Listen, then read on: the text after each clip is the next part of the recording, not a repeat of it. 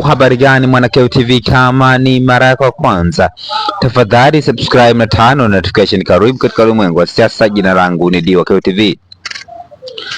Makamu mwenyekiti wa chama cha demokrasia na maendeleo Chadema John Heche Jumapili Mei 10 mwaka 2026 ameshiriki harambee ya kuchangisha fedha kwa ajili ya ujenzi wa ofisi za chama hicho wilaya ya Bunda mkoani Mara.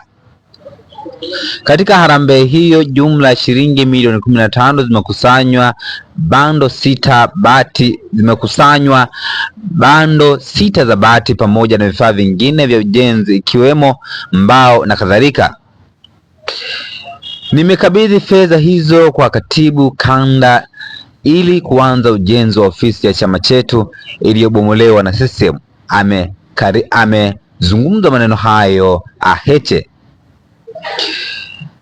Katika harambee hiyo Heche pia amewapongeza wanachama wapya 30 kutoka Chama cha Mapinduzi. Heche akisema miongoni mwao ni wale waliokuwa na kesi mahakamani na mawakili wa Chadema wakawa wamejitolea.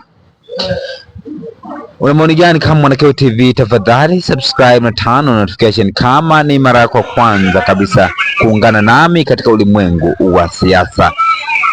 Hayo ni maneno ambayo John Heche amezungumza akiwa pale mkoani Mara katika wilaya ya Bunda, akiwa anachangisha harambee ya ujenzi wa ofisi za chama cha demokrasia na maendeleo Chadema katika mkoa wa Mara wilaya ya Bunda. Ni takriban shilingi milioni 15 imepatikana baada ya makusanyo hayo ambayo makamu mwenyekiti wa chama cha demokrasia na maendeleo Chadema John Heche alikuwa anakusanya. Tukutane katika masuala ya kisiasa. Bye bye.